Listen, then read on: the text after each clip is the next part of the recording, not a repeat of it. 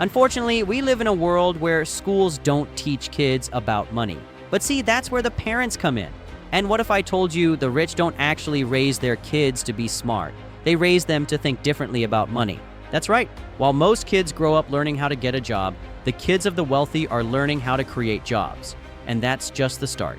In the next few minutes, I'm revealing 15 lessons rich parents teach their kids that schools will never tell you, your boss hopes you never find out, and your broke uncle will definitely argue with. So stay locked in, because we're diving deep with humor, real-life stories, and a few money truths that might sting. Lesson number 1, money is a tool, not the goal. Let me first explain a reality to you that I want you to remember for the rest of your life. Most people chase money like it's the end game. Rich parents flip the script. They teach their kids that money is just a tool, like a hammer or a paintbrush. You wouldn't obsess over a hammer. You obsess over the house you're building with it. You wouldn't frame the paintbrush. You'd create a masterpiece with it. They instill the idea that money is a means to design the life you want, not the prize at the end of the race. They use real examples. They'll take their kids on trips where they meet entrepreneurs who use wealth to solve problems, not just buy stuff. They explain how a dollar invested into an idea can become a business that feeds families. They might give their kids a small amount and challenge them to turn it into more by being creative. Lemonade stands, reselling sneakers, anything that forces them to think about growth instead of spending.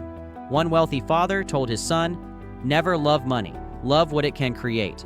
That son, he now owns 3 companies that build eco-friendly homes, not just because of profit, but because he loves building futures. This lesson isn't about hoarding cash. It's about using it as a lever to lift dreams into reality.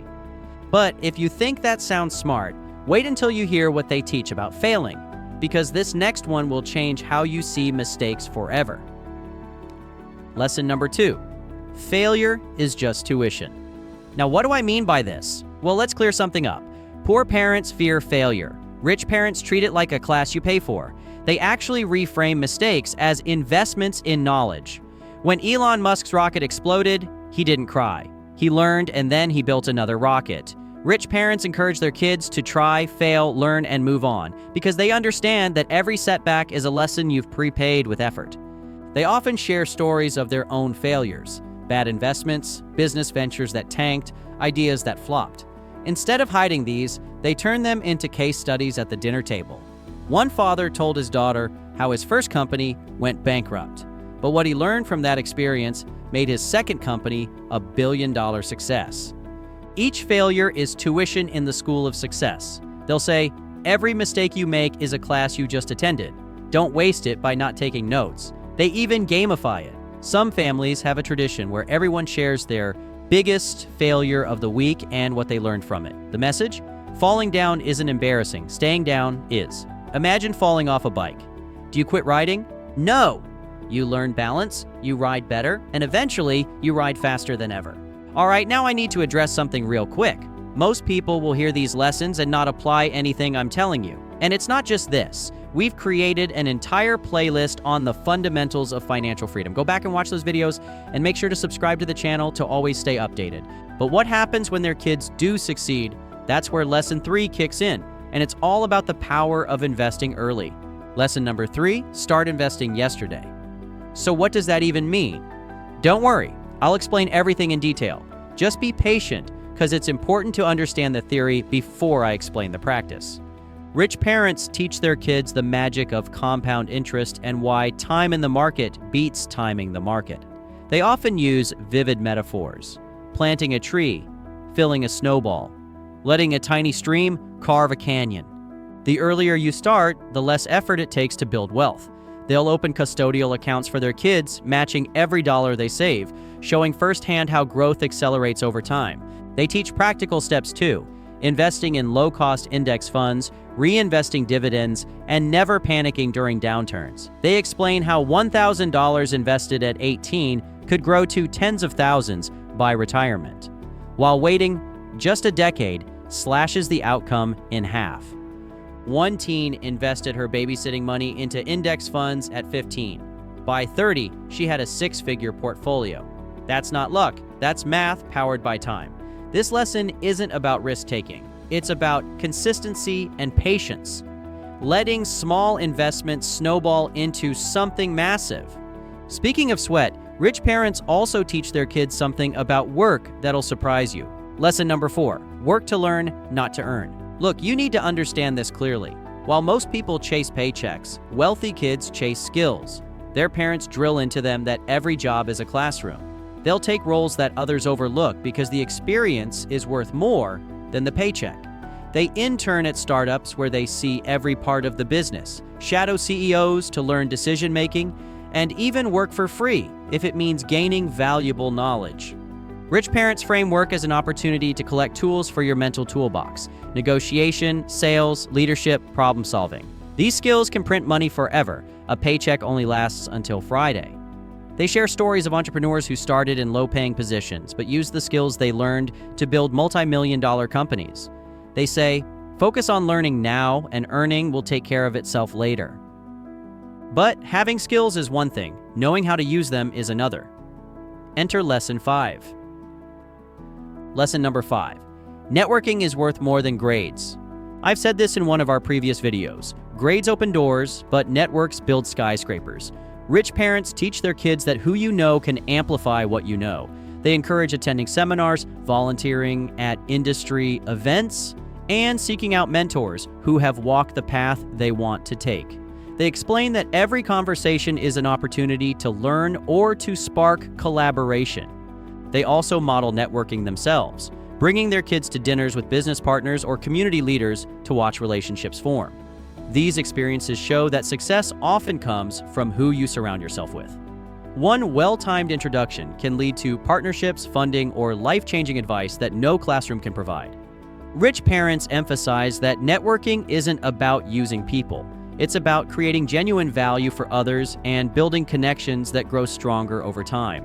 They tell their kids, your network is a living asset. Nurture it, and it will pay dividends for life. And while they're building those networks, they also learn this next sneaky money rule that changes everything. Lesson number 6, never spend $1 without asking it to bring a friend back. Let's get one thing straight. Rich parents instill a mindset that every dollar has a job. They tell their kids to see each dollar as a tiny employee they send out into the world. If that dollar comes back alone, it hasn't done its job. If it brings back a friend, another dollar or more, it's working correctly. They show their kids examples, investing in a vending machine that earns profits, buying shares of a stock that pays dividends, or even starting a small side business. The lesson is clear. Money should generate more money. Spending on liabilities like overpriced gadgets that lose value is discouraged unless it serves a bigger purpose. Instead, they encourage channeling cash into assets that grow. Some parents even create fun challenges, like giving their child $50 with the task of turning it into $100 in a month. It forces creative thinking and builds an investing mindset early. They also teach the habit of asking with every purchase, will this dollar come back with friends? Over time, this question becomes second nature and prevents mindless spending. This philosophy is why wealthy families build wealth quietly. They're not just spending, they're planting seeds that grow into forests of income-producing opportunities. Multiplication is fun, but Lesson 7 takes it even further by showing their kids how to think bigger than most adults ever will. Lesson number 7, think in terms of ownership, not just income. While others dream about salaries, wealthy kids dream about equity. Rich parents explain that working only for income caps your potential, while owning assets or shares opens unlimited possibilities. They share stories of entrepreneurs who took small ownership stakes in businesses that eventually exploded in value. Instead of chasing promotions, they chase ownership positions, shares in companies, real estate, intellectual property. They also encourage kids to think creatively. Could you own the rights to something? Could you create something that others rent or license? They often use real-life examples, like a parent who once owned a small portion of a tech startup that later went public, turning a modest investment into generational wealth. Ownership thinking isn't limited to big business. Even small investments in rental properties, royalties from a book, or partnerships in a local coffee shop cultivate this mindset. One rich parent told his daughter, "Don't work for the company, own part of it." She later invested in startups. Some failed, but one became a $1 million exit. The failures taught her lessons, but the ownership mindset made her wealthy. But ownership isn't the only secret. The next lesson is about how they control what controls everyone else. Lesson number 8, control your emotions or they will control your money. Markets crash, life throws curveballs, and the news screams panic. The wealthy stay calm because they know emotions are the fastest way to lose money. Rich parents teach their kids that fear and greed are the two biggest money killers. When everyone is panicking and selling, they learn to step back, analyze, and buy opportunities that others are too emotional to see. They even train this early. Some parents give their kids small investments to watch during market ups and downs, teaching them not to overreact to short-term swings. They use real stories of investors who lost fortunes by panicking versus those who built wealth by staying steady. Emotional control also extends beyond markets. They coach their kids not to spend impulsively, not to chase trends, and not to make big financial moves out of excitement or fear. Whether it's resisting the urge to buy a flashy car or staying calm when a business deal turns rough, they teach them to respond with logic, not emotion. This habit of staying cool under pressure is one of the richest lessons of all. Emotional control is great, but lesson 9 is about controlling something even bigger: time.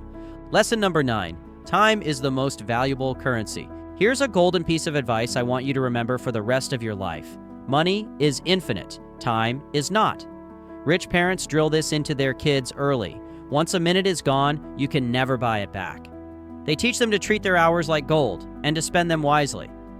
This means learning to say no to things that waste time, focusing on high-value activities, and delegating tasks that someone else can do more cheaply or efficiently. They give real-life examples, hiring a lawn service so they can focus on building a business, automating bills to avoid time-consuming errors, and even batching tasks so they don't waste energy switching between activities. Some parents encourage their kids to calculate their hourly value and ask, "Is this task worth my time?" If not, they find a way to outsource or eliminate it. They also show that time is not just for work, it's for relationships, health, and experiences that matter. By guarding their time, they live richer lives beyond money. Why mow the lawn if your hour is worth $100 and you can pay someone $20 to do it? Speaking of value, Lesson 10 will flip the way you see debt completely. Lesson number 10, good debt versus bad debt. Rich parents teach their kids to treat debt like a double-edged sword. They explain that not all debt is created equal. Bad debt is like a leaky bucket, credit card balances, high-interest loans, and purchases of items that lose value immediately. This type drains wealth and traps you in a cycle of payments. Good debt, on the other hand, is a strategic tool. They use it to acquire assets, real estate that appreciates and produces income, business loans that create revenue, or education that pays off with higher earning potential. They show their kids how leverage works, borrowing at low interest to invest in something that generates more than it costs. They might share examples of using a mortgage to buy a rental property that covers its own payment while appreciating in value. They also teach caution. Even good debt can turn bad if mismanaged. They emphasize analyzing risks, planning exits, and never over-leveraging. The golden rule? Debt should make you richer, not poorer. Think mortgages on rentals, not credit cards for vacations. But using debt well takes discipline, which brings us to the next big lesson. Lesson number 11. Delayed gratification is a superpower. Rich parents teach that patience is not just a virtue, it's a wealth-building weapon. They explain that saying not now to an impulse buy today could mean saying yes to financial freedom tomorrow. They encourage their kids to think long-term, hold off on the new phone, invest that cash, and watch it grow. They use relatable examples. Instead of splurging on trendy clothes that go out of style, they show how saving and investing those dollars compounds into something far more valuable. They may even set small challenges, like saving for a month instead of buying immediately, to show how rewarding it feels to achieve a bigger goal. This principle extends beyond money. It's in career choices, education, and relationships. They teach that real success often requires waiting and building slowly, like planting seeds that become a strong tree. Skip the fancy car now, invest that money, and buy 10 cars later without debt. Patience pays because it transforms short-term sacrifices into long-term abundance. And when they finally do spend, they follow lesson 12 religiously. Lesson number 12, buy quality, cry once. Rich parents say, buy cheap, buy twice. They explain that cutting corners on quality often costs more in the long run because replacements, repairs, and frustration add up. They teach their kids to focus on value, not just price. A well-made pair of shoes may cost twice as much up front, but last 5 times longer, saving money and hassle. They extend this principle beyond things. Quality friendships, business partners, and even life experiences bring far more return than cheap shortcuts. They'll use examples like investing in a high-quality education or paying for expert advice. Decisions that create lasting advantages. They often remind their kids that quality items also bring confidence and satisfaction, reducing the urge to keep buying more. Whether it's clothes, tools, or relationships, they invest in the best to avoid long-term costs and to build a life where every purchase feels like an asset, not an expense. But it's not just about buying things. Lesson 13 is about giving things away. Lesson number 13, give to grow. Rich parents teach that generosity is a growth strategy, not a loss. They explain that giving, whether it's money, time, or expertise, creates ripple effects that return in unexpected ways. They might involve their kids in choosing charities or community projects, showing that giving makes them part of something bigger than themselves. They also highlight the networking power of generosity. Supporting causes or helping others often connects you with like-minded people and opportunities that money alone can't buy. For example, donating to a local initiative could lead to meeting influential business leaders or mentors who share similar values. More importantly, they teach that giving changes your mindset. It shifts focus from scarcity to abundance, reinforcing the belief that there is always enough to share. Some families even set aside a portion of their income specifically for giving, encouraging their kids to see philanthropy as a lifelong habit. Money flows where it's shared, and generosity ensures that flow never stops. Flowing money is nice, but the next lesson shows how they keep it flowing in the right direction. Lesson number 14, always have multiple streams of income. One job is risky, they build side hustles, investments, and royalties. If one stream dries up, others keep flowing. They're never at the mercy of a single paycheck. Finally, lesson 15 ties it all together, and it's the one mindset shift that changes everything. Lesson number 15, money should work harder than you do. Stop trading time for money. Build systems, buy assets, and let your money clock in while you sleep. That's how wealth snowballs. Bottom line, these aren't just money tips, they're mindset shifts. Which lesson will you teach yourself today? Start now, and soon you'll stop working for money and start letting it work for you. Before you go, watch my next video on the drastically different lifestyles of broke versus millionaire status. Click the video on the screen now, and we'll see you in the next one.